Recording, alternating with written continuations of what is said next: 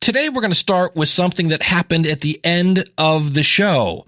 I was interviewing Mellisa Guller, and after the interview, she said this. I also hope I tried obviously not to talk too much about my own courses and tried to talk about School of Podcasting as well. And let me explain why that was cool. Mellisa has a very deep background. She's a marketing manager. She's got deep knowledge of project management. She's an online course creator, and that's why I brought her on today to talk course creation. Back on episode 787, we investigated that report from entrepreneurs, and the number one way people are monetizing is with online courses. So I was like, all right, let's find an online course guru. And that's what Mellisa is. But also, she can help you start a podcast and plan a podcast and how to edit and how to get booked and things like that. She is the head of Wit and Wire. After working at Teachable, she started her own company, and she's still involved. You can hear her on Everything is Teachable. That's the Teachable podcast. She's also involved in a podcast called Booksmart, which is about personal development books. But you can check her out at Wit and Wire Podcast, where she interviews other successful podcasters. But I thought it was so cool that she said, look, I did my best not to promote my stuff. And that is so not the typical, can we put up air quotes, marketer? And you know why? It's because Mellisa is actually pretty cool. In fact, she's really cool. I've had additional conversations with her since we did this interview, and I'm really glad to know her. She is a wealth of knowledge. So the last thing I need to mention here is in my last episode, I kind of said, look, I give you permission to do podcasting for fun. You don't have to make money with your podcast. This particular episode is all about monetization. It's about selling an online course. And you might say, well, I don't want to do an online course. I might do an ebook or things like that. And we'll get into books a little later here too. But there's a great tips in here on how to set your pricing, how to figure out, is it time to really monetize things here and that? So there's, even if you plan on never launching a course, there's still some tidbits in here that I believe you're going to go, oh, that's something I didn't think about, especially when we talk about how many people are actually going to sign up for your course. Now, if you are the person that doesn't want to monetize your show at all, here's your hall pass. You're allowed to skip this episode because this is all about making money with your podcast, with online courses, as well as things like pricing and understanding your audience. So I give you a pass on this. I will see you next week. Don't forget to go to schoolofpodcasting.com/subscribe and follow, because today we're going to have a blast with Mellisa Guller from Wit and Wire. Hit it, ladies.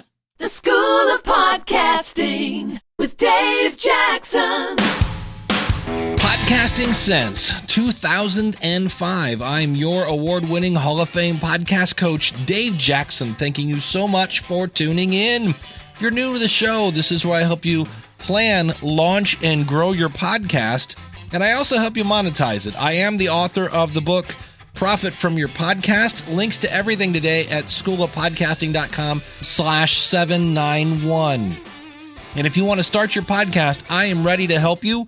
Go to schoolofpodcasting.com/start and use the coupon code LISTENER. That's LISTENER, and sign up for either a monthly or yearly subscription.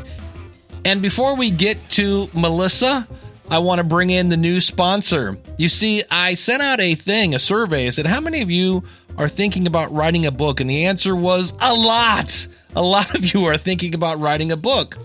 And so a lot of you also don't know where to start. And that's where the sponsor comes in. Our sponsor, the Novel Marketing Podcast, it's here to help. And what I love is they have this one post. It's called the 10 commandments of book marketing.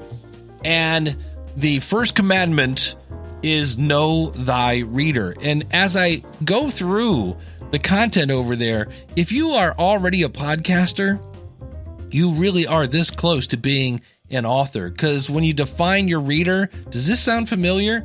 You need to know, why do they read books? What do they like about the books they read? Who writes the books that they like to read? Where do they hang out online? Maybe what are their pain points that your book, whether it's, nonfiction especially, could help? It all starts with knowing your audience. Check out, they also have courses over there. Check out the Book Launch Blueprint. I called up Thomas, who I met at the Spark Christian Podcast Conference a couple years ago when I got my first report from my book, Profit from Your Podcast.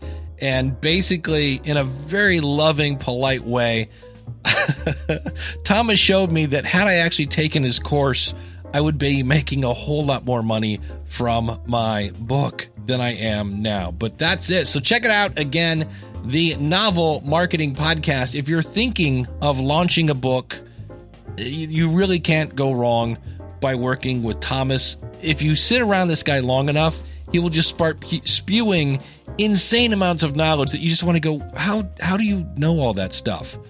For more information, go to schoolofpodcasting.com/author. That's schoolofpodcasting.com/author. Let's talk online courses with Mellisa from witandwire.com. Well, Mellisa, thank you for coming on the show. Thanks for having me. How does somebody know if a course is a good fit for their podcast? I think the better question is what time could be the right fit for you to consider a course, because anybody who's already sharing their knowledge in a podcast, I would say odds are good if you're using that podcast to build up authority, build up your brand, build up who you are and what you want to share. You're already building up credibility around some kind of knowledge. And I don't think you need nearly as much experience as a podcaster or frankly, any internet content creator to create a course. I think that's a big misconception. You do not have to be the number one expert in your whole industry in order to create the course. But where I do think maybe people start too soon is that they go right into a full course. They start creating videos, they start uploading. And what I would say instead is it's better to find a way to get paid to develop that course instead. So I think one of the biggest steps that people skip is the validation that your idea is something that people would pay for. And there are a couple ways that you can validate the idea.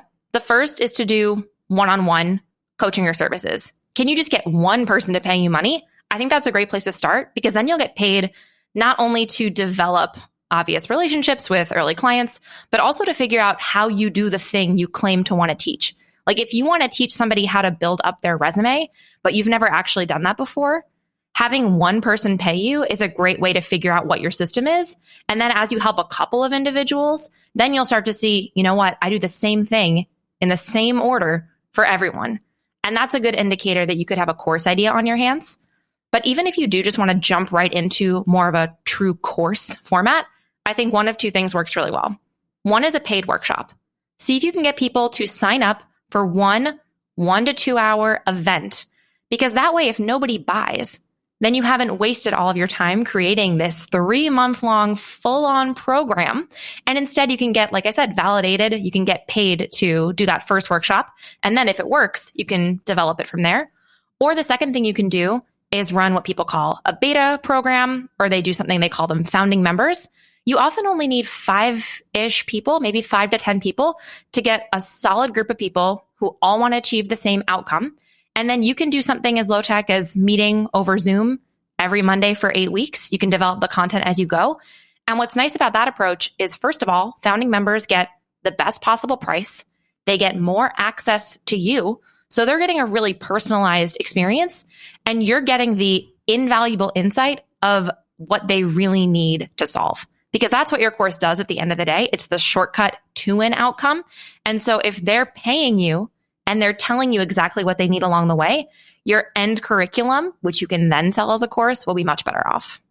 Is there such a thing as a too long course or too short? Is there any kind of best practices for that? A great question. One we got all the time when I was working full-time for Teachable. I usually talk about the size of the transformation that somebody will achieve rather than the length of the course. Because at the end of this entire course experience, people don't really want to sit around for hours and hours and hours and watch videos. And I think what a lot of new course creators get wrong is you see the sales page and they're so excited to tell you that it's like 72 hours of videos. And that's the absolute last thing I want. So I actually think as course creators, one of the things that the great course creators do is they're always asking, how can I make this curriculum shorter? What could I edit out? What does not need to know in order to get somebody from point A to point B? But then to answer your question more directly, let's say that our example from earlier, somebody is just creating a stronger resume. to maybe change industries. Well, the outcome of that, I would say, is pretty significant in terms of, resumes affect your earning potential. It matters. But if you're also going to do something that's a little more extensive around maybe job hunting, interviewing, then you could start to get into more of a signature program. But overall, one person could still go from the beginning to the end of that course, and there would be a transformation that makes sense. I think where it starts to feel overwhelming is where you try to do everything within one course. So of course, here we are talking to podcasters. I think it would feel pretty overwhelming to enroll in a course where the goal was to go from podcast idea to 100,000 downloads. Like, of course, that's the dream, right? We all want to have wildly successful podcasts, but the major milestone we've missed along the way is maybe launching the podcast, maybe your first 20 episodes of the podcast. And critically, I think the strategies, I'm sure you would agree, the first 20 episodes, getting your podcast out there, the questions you're asking are so different from the questions that somebody at 50,000 downloads is asking. And so to me, those are two very different students. So I would say, think about a transformation that matters, but especially if it's your first course, don't go for the entire thing. Pick something that's meaningful but doable. What are some of the, I'll just call them eye-rolling mistakes. And by that, I just mean that the newbies, for lack of a better phrase, those mistakes that they make that you see over and over that you go, oh, yeah, well, God bless them. They're new. Let's get them going in the right direction. So what are those kind of mistakes that you see? Let me first say that teaching is a skill. I think it's really hard to learn how to teach what you know well, especially because, to answer your question directly, we have forgotten what it's like to be a beginner. And I think too often we skip over the earliest questions people are asking because we unknowingly assume that they're common knowledge. Like, for example, you and I get asked about microphones all the time. We could talk about podcast microphones, naming a podcast, all of these early questions in our sleep. We can answer them day in and day out, but you still have to break those down as though no one's ever asked you before. And you have to really put yourself in the headspace of a beginner.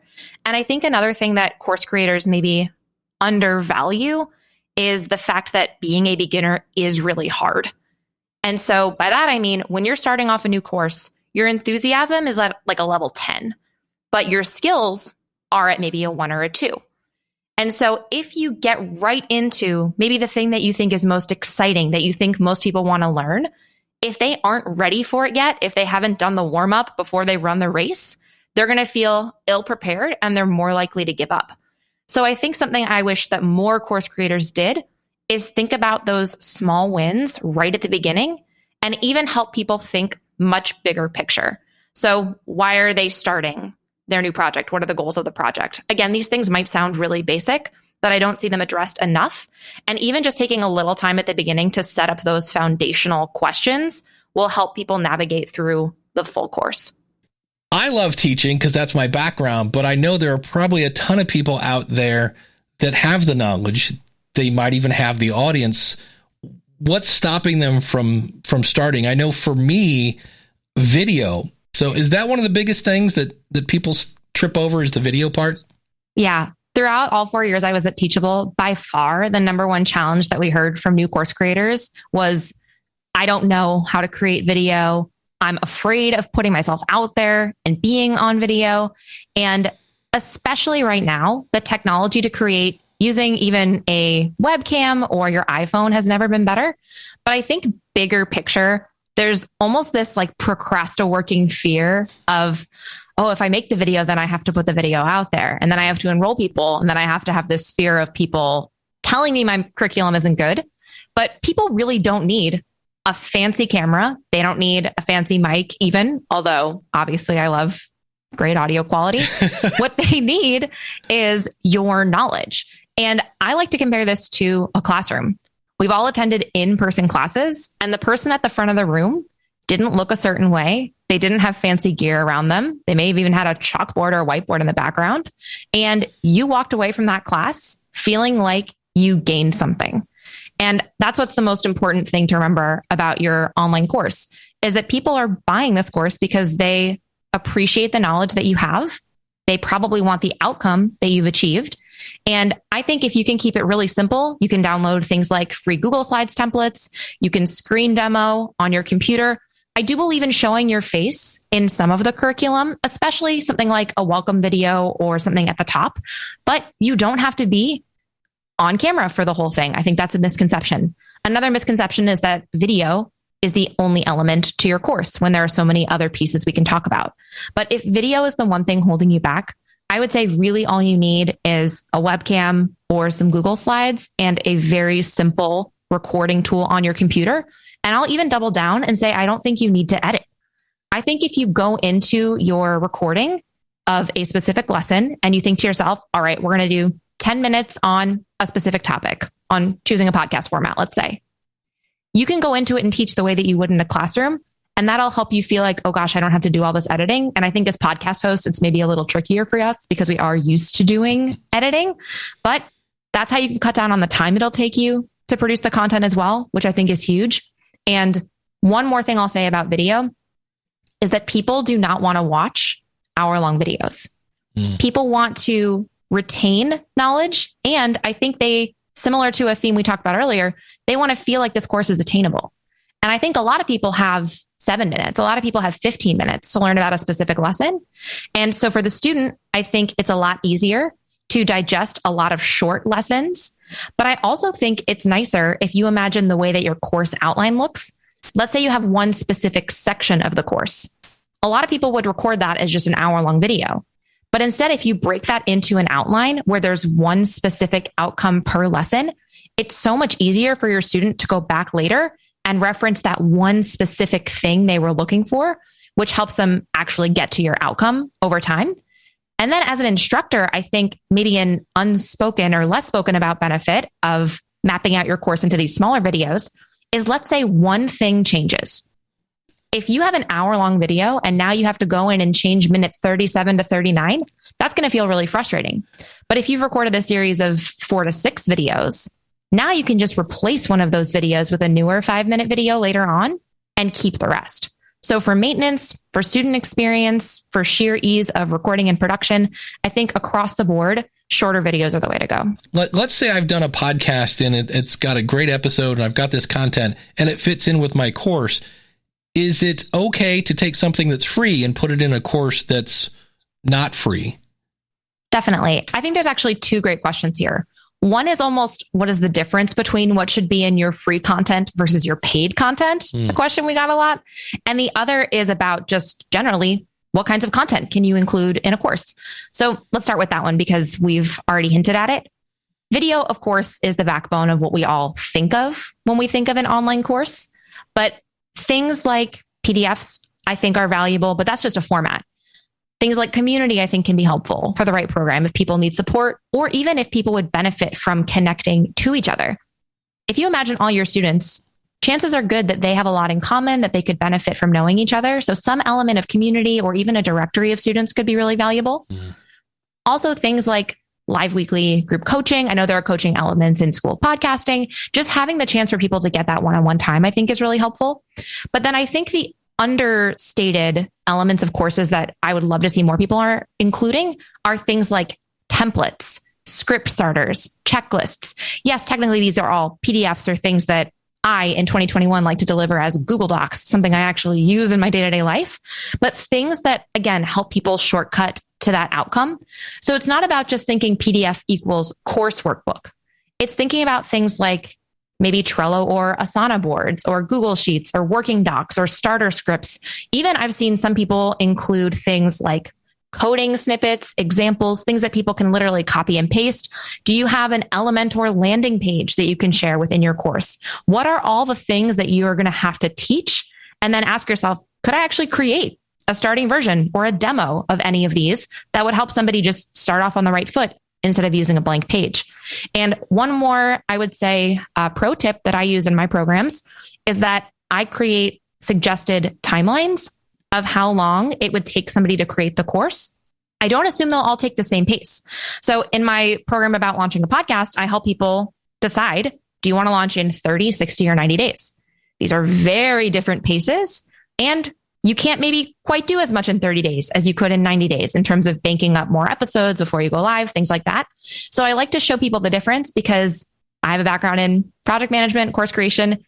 no matter the project, if you're new at something, we all underestimate how long it would take. And I think by just showing people, I make like simple PDFs, just kind of showing week 1, you would do this, week 2, you would do that. You don't have to get into the super specific details of this lesson on this day, this lesson on that day. I think that's a recipe for chaos, but just big picture. What does it look like to go through your program?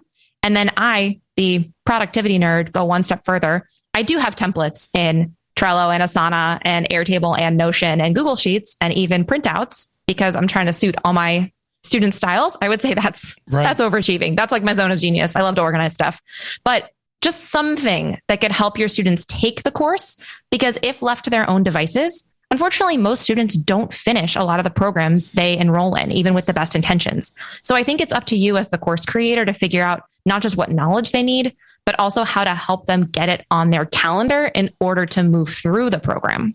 The other thing, this is my own selfish question, because this is for me. I'm pondering this in the future. Like right now, the School of Podcasting is open. If you want to start right now, you can. Some people do the whole, okay, we're open in January and then we're going to close for 6 weeks while we teach the people that signed up. And then that, that whole open close, you have the big launch and then that whole 9 yards. Pros and cons. It's a tricky question. And I have seen both strategies work really well. When I was working for Ramit Sethi, we did a lot of what's called the open close launch strategy. In other words, the course is only available for a set amount of time, and then it well and truly closes. You cannot enroll the following week. And I think for people doing the open close strategy, the benefits are that it's real urgency and real scarcity, and deadlines absolutely do drive decision making. And so people often need a reason to buy, and closing a program definitely gives people that reason to buy. Now, what I think a bigger upside of the open close philosophy is that if you open your program a few times a year, you can create internal cohorts or groups of students who are going through it together. And I think depending on how you've built it, if you have a community element, there's a real camaraderie to that. They get to know each other. People are joining at the same time. You can do an onboarding or a kickoff call. And a lot of students in my programs and some of the other like clients and people I've worked with, they have found that kind of cohort effect of people going through a course at the same time builds accountability within the group. And it leads to higher outcomes by the end of the program because they don't feel like they're alone. It mimics more of a classroom setting. Now, on the cons, the open close launch strategy is, in a word, exhausting. I think it takes a lot of energy to do it. And even if you think to yourself, oh, we're going to do this a few times a year, we're going to rinse and repeat, we're going to use 80% of what we've done in the past, I am here to tell you it's more work than you think it is. And I'm only saying that because I've done it. I've been in those shoes. I'm the person who's done this for years for myself and for other people. And still when the end of the live launch rolls around, I'm just like, why do we do this to ourselves? But I do think that the pros, obviously earning more money, getting the students in the door, having real deadlines and real urgency, those are all very real pros. And I do think it's a good choice, especially earlier we talked about a beta program.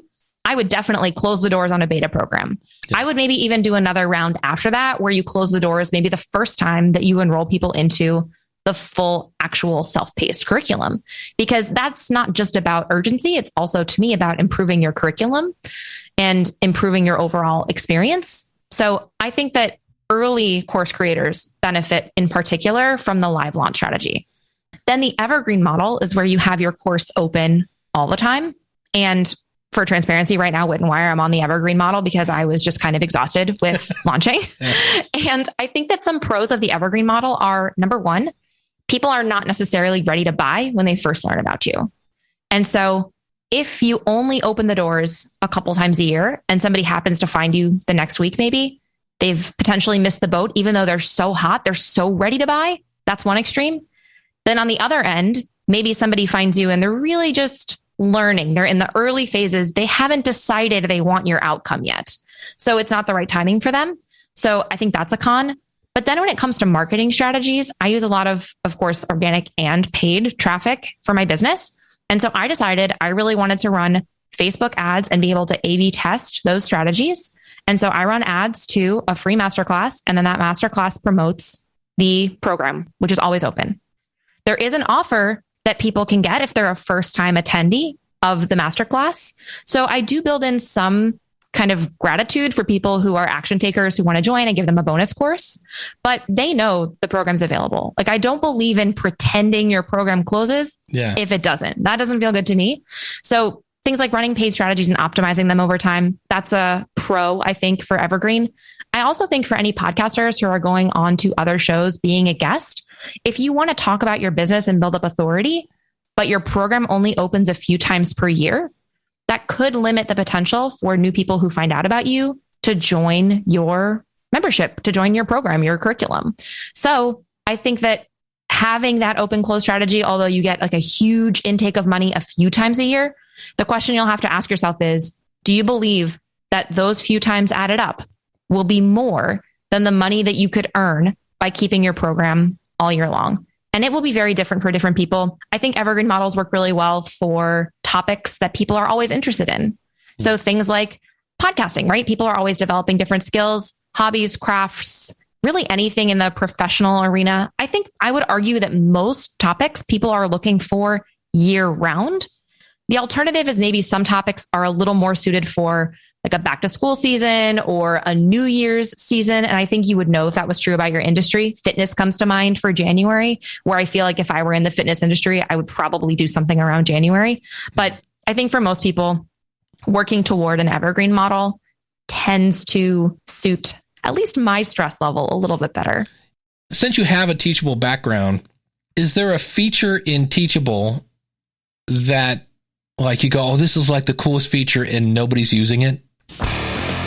Ooh, now that's a good question. Ooh, that's a good question. Well, I will say you can embed podcast episodes inside of lessons. And I do think that is an underutilized feature. And just generally embedding is the thing that I do that I think not enough creators are doing. So I'll give an example. I do an onboarding form in all of my signature programs, my programs that are like more than $50, because I really want to get to know students. And so I happen to use, I've used all the different, from Typeform to Paperform. I've used all the forms, Google Forms, and I like to embed them within the lesson itself instead of clicking out to it, because if people can see it in front of them and just get started, I think it just makes it overall a much nicer experience. So I think people underestimate how much you can do within a lecture that is not just adding a video. The last thing we haven't talked about, of course, is price. I know for me, anytime I price my stuff, it's always too low. I need to bring it up. Any tips on setting a price for your course? Tons of tips. As I'm sure you could guess, this is another one of the hot topics for course creators. And let me say that I think pricing is hard because you can't know the right answer. You also can't necessarily look around at your direct competitors and know what the price should be for you. I think it's healthy when you're first pricing something to see what else is out there, because you don't want to be way under or way over. But my general advice, and then I'll give specific numbers as well, is to start lower than you think, because it's a lot easier to raise your price over time. Like starting with that beta group, pick the lowest price you feel comfortable doing, because that's your first group. You're going to get input. Then when you release it the next time, it goes up a little bit. And then in the future, when you do raise the price, you can create sincere, authentic deadlines based on raising the price. And that way, people who paid it earlier feel like they got in at a good time. They have that loyalty of being a founding or an early student. But then people later on, they're going to pay you a little bit more because your expertise has gone up and you have testimonials, you've got the proof. So start lower. But now, obviously, you want to know, okay, Mellisa, what should I actually price this thing? Well, no, that's a great point, because it's much easier to go up. I mean, when I first launched, it was ridiculously low. And I actually found that the more I raised my price, and this sounds weird, I'm going to put up air quotes here, the better student I got, because if it was too low, people would sign up and then not do a thing. They would just like, here's, $15 a month. And I was like, okay, but like, anything I can help with the podcast, and they would just ghost me. And I'm like, okay, you're paying me $15 a month for nothing, apparently. The phrase we'd often use is like skin in the game. Like if people only put $5 in, they're only going to put a $5 level of effort into that purchase. And it may seem like, oh, but it's so affordable, many more people could buy it. You are going to deal with way more customer service issues, unhappy people who don't try. the more they invest in the course, it's really a decision to invest in themselves and in their decision to reach the outcome. There's also the perceived value before we go into dollars, because if I told you I was going to teach you how to rewrite a tech resume that could land you a job in engineering, and I said, this course is $5, you would say, I don't think so. This person clearly does not have the expertise. But if I told you it was $495, now you're starting to think, why is she charging so much? And then you realize that if the promise of me helping you change careers is that you're going to earn 10K more a year, well, now paying me $500 seems like absolutely nothing. So I think that you do have to consider the optics of the price point related to, again, how big that transformation is within your course. If your course, to start with the workshop level, is like an hour or two, like if somebody could take it within an hour or two, generally speaking, I would price that under $100. And the reason why I'm not saying, oh, it should only be 20 or it should only be 50 is because the difference between a perhaps watercolor painting intro could be very different from the resume example that we've been building, because the outcomes are different. Right. And also just honestly, your preference. If you feel like 45 massively undervalues what you're doing, charge more, and vice versa. If you feel like 95 is so uncomfortable, you couldn't possibly fathom doing it, charge less. I wouldn't go under probably 45 for really any amount of workshop or course. Like I would encourage you to not go below that point, because 1 hour of your time is well worth that, no matter how it's being delivered. So I would say that's the minimum. Then if you think about an outcome that might take closer to a month. So this is kind of getting up into like a middle transformation. It's probably something that's useful to somebody's life. Now you're looking at a range, I would say, that could go up to about $250. And then if you're thinking a month to 3 months, probably for the outcome, this is going to sound wild, but I'm going to have to say 500 to 1,000, again, because of that size of the ultimate transformation of the program. So it's a lot harder to price based on just how many videos. I wouldn't have any of you price based on that. I think it's still tricky to price based on how long it takes to get to the outcome, because it's a very different life transformation. But then the one other factor that you can use when it comes to pricing is how much access they get to you and how much access there could be to other students. So if it's a fully self-paced curriculum where there is no personal touch, there is no community, and the only support that they could get is, say, email, that price point is going to be much lower than a program that has weekly live group coaching, than a program that might have a community element. So the more of those elements that you add in, the higher the price can go. But once again, my overall advice is to price it at the lowest end that you feel comfortable doing, because you can always increase it over time. And it is much harder to go in the opposite direction. So even though that wasn't a specific one size fits all number, do you think that that is useful? Absolutely. Any tips on, should you like make a couple lessons free of a paid course as kind of a teaser? Is that a good strategy? I think it's a great strategy. Whether you have a couple of free lessons or even just one way to showcase yourself on video or the way that you teach, what that does is it helps people understand if your teaching style is for them. I think as podcast hosts, a lot of people are already getting a sense of our personality and how we are, which is why I think podcasting is such a nice segue into teaching a course, because you really are building a relationship with listeners who come to know you and know not just the fact that you're an expert on a topic, but the way you talk about that topic. So I think that having a few lessons for free, nice little opt-in as well. You can grab somebody's email address in exchange for a free preview of a course. I think that's a great way to build up your email list. And email lists are often a big moneymaker. It's where I make a lot of sales for my business, as I'm sure a lot of people on your show have said as well. And then I think there's this big question about, what do you keep in the course versus what do you talk about publicly? Like, are there things that you shouldn't talk about on your podcast if you know that they're going to be part of your paid curriculum? And there are different schools of thought on this. Some people say publicly and for free, you can tell people what to do, but not how to do it. I think that that works for some topics in some cases, but I think it builds trust to tell people how to do things, at least a little bit. Other people say there's this 98% rule. Give away 98% of everything for free. 2% ends up gated. You end up making money in the end. That could work too. What I will say is that people buy a course because it saves them time. And so even if you've shared every single topic in that course in different ways across your podcast, your social media, out in the world. The fact is that it's not in order. So for somebody to go out and try to put everything that you've said into an order that would actually lead them to that transformation would be a huge challenge. And that's why we don't all Google things. It's why we buy courses in general. We want A to Z, shortcut, fastest possible time.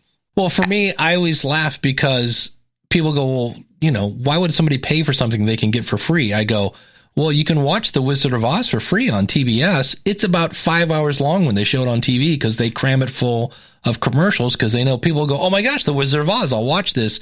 Or you can buy it for $10 on Amazon as a DVD or whatever you want.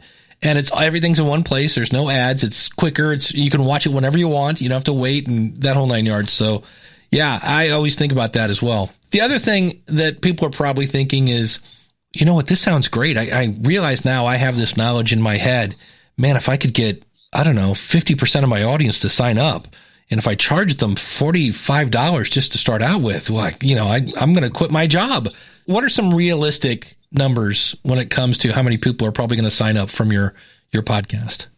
I think the good news is that you can start having a course or a beta program like we talked about before a lot sooner than people realize. Even if you're getting just a handful of very dedicated listeners, even up through 100, a couple hundred, that's enough to get 5 to 20 beta people. And I think the reason I'm saying this first is because you don't need to start with 100 students. I think we all have these big dreams about our audiences converting, but starting with an intentionally small group of 5 to 10 will really teach you a lot about how to help the next 50 to 200 students. That's the first thing I want to say. The second thing I want to talk about is realistic conversion rates for the average course creator. So I've worked for Teachable, Remete, and now with Wit & Wire's business, and consistently across those businesses over the last 7-ish years, there is roughly a 2% conversion rate from audience to buyer. And that might sound small, and that's because it is. Like, I don't want people to go out and think that 50% of your audience is going to convert. And I don't think that's a bad thing, because some people will be crazy loyal fans of your podcast, and they may buy some things from you at different price points. And I think for a lot of business owners, course creators included, having things at different price points with different access to you matters. Like, you could have something that's a downloadable for $10, a course for $500, and a service for $3,000. And now you're meeting different people at different budgets with different access to you. But overall, the fact that people are not buying from you is not a bad thing. Like, I don't want people to walk away from this conversion number hearing, oh God, 98% of people will never buy from me. I don't think that's it at all. I think instead, it's just thinking about the fact that 2% of people out there need exactly what you're offering. And at first, that might be only 10 people. That's still 10 people whose lives are going to change. And then as your audience begins to grow, as more people tune into your podcast, as more students find success and then tell other people to join your program, then the 2% number will grow and it'll keep growing. And so I think it's helpful to go into it, like you said, with that realistic benchmark that for me, what I'm looking at is how many people sign up for my free masterclass to how many people ultimately buy. For me, it's 5%. It's a little bit higher. And I think that's because I have a little bit more experience in just knowing exactly who my course is for and being really clear about it.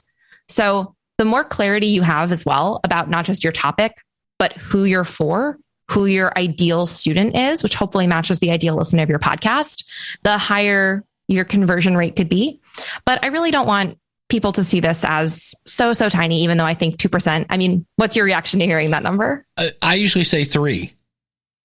Big spender. Yeah. When I did all my research, and anytime I do any kind of thing, and I actually did one, I do a show on Saturday, and I had 8% of my audience. So I say 8%. I'm like, holy cow, that's amazing. And then I went to my other show that has, 4 times the size of that audience.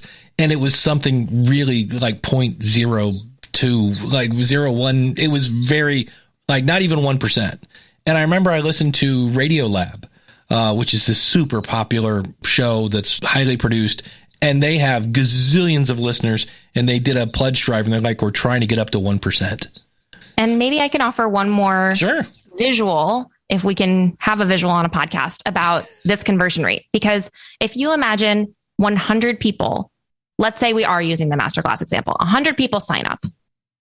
Well, already, not all of them are going to attend. The average attendance rate for a masterclass could be 20 to 30%.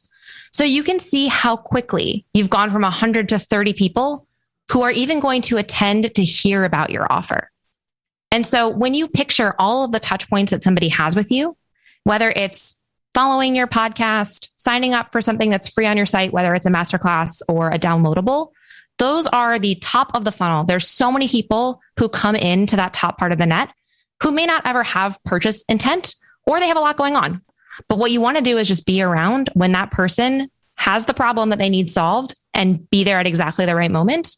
Maybe that helps to see, like, if it's 100 people, only 30 people come to this offer, maybe it's right for half of them, but maybe for half of those people, it's not right now. And so it goes into 50% again. So it's not about you and your ability to be a salesperson. It's just about getting the right people at the top of the net so that you can sell to them and solve their problem when it's the right time for them as well. Absolutely. The other thing I should ask, and it's kind of funny because I just had somebody on the last episode, you're using Circle for your community. Did you look at any other platforms, or why did you go with Circle? So admittedly, I'm friends with Sid and Andy, the founders, because we all worked together at Teachable. Okay. But they know as well as anybody that I'm pretty discerning when it comes to online tools. And so I did try a few other platforms. I considered having a free Facebook group. I then remembered that I hated Facebook. So I nixed that idea right quick. And then I tried a few others, MemberPress, but I ended up choosing Circle because I did come from a world of Slack. And so the concept of what they call spaces or channels along the left was really appealing. But where I think Circle is different from other platforms is that it was founded by course creators, people who have been in this industry for a while. And so I think just the flexibility of the platform is really interesting. You can almost create a whole course within Circle if you know what you're doing, because you can use posts strategically. You can use some spaces as event backlogs of different live streams or recorded Zoom events that you could post. That's what I do for my archives of group coaching. You can have other spaces dedicated to discussion, other spaces where I've just embedded an Airtable directory in one of mine so you can see all of the students in a particular course.